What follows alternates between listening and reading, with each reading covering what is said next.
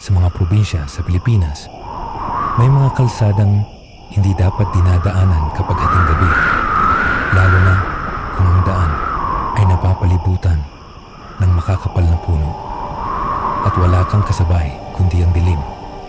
Ang kwentong ito ay nangyari sa isang bundok sa Bukidnon. Isang gabi na hindi na muling naulit. Magkapatid sina Joel at Anton. Tahimik si Joel, praktikal. Si Anton naman, palabiro, pero madaling kabahan. Gabing iyon, galing sila sa birthday ng kaibigan sa kabilang bayan. 11:00 na ng gabi nang magdesisyon silang umuwi.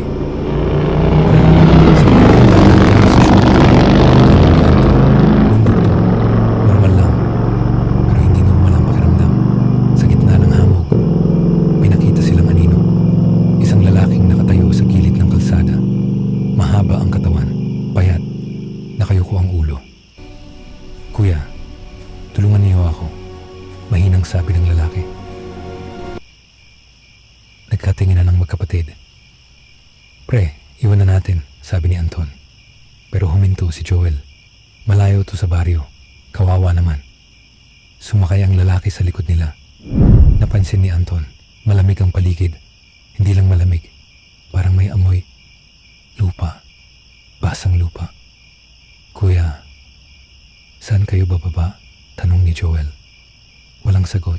Habang umaandar sila, naramdaman ni Anton na parang mas bumibigat ang motorsiklo. Unti-unti siyang napalingon. Ang mga tuhod ng lalaki, baliktad. Parang paa ng kabayo. "Kuya," nanginginig na sabi ni Anton. "Anong problema?"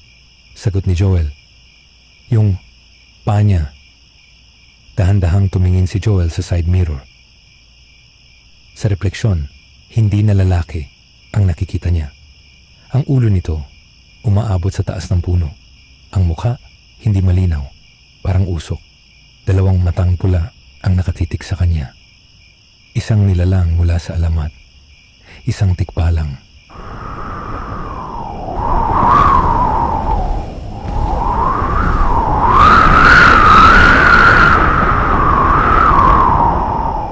Biglang nagloko ang ilaw ng motorsiklo.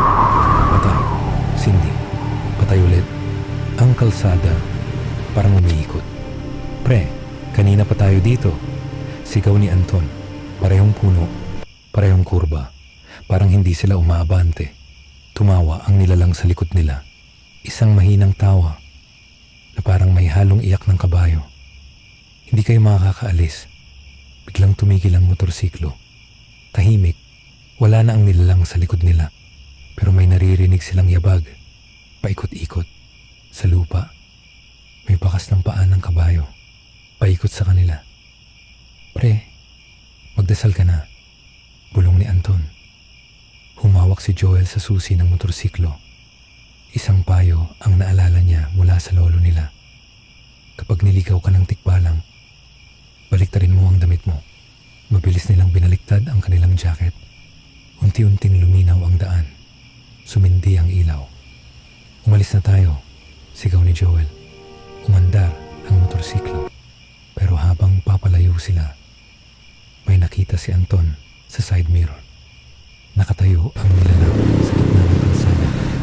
Nakangiti. Kinabukasan, may magsasakang nakakita ng motorsiklo sa gilid ng bundok. Maayos ang pagkakapark. Walang gasgas, walang dugo, pero walang tao.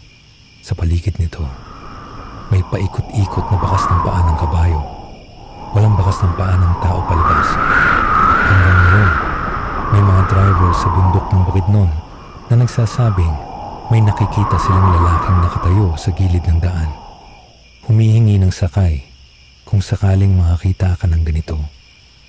Huwag kang hihinto. Huwag mong titingnan ang side mirror. At higit sa lahat, huwag mong hayaang makasakay siya. Dahil baka hindi ka na makauwi.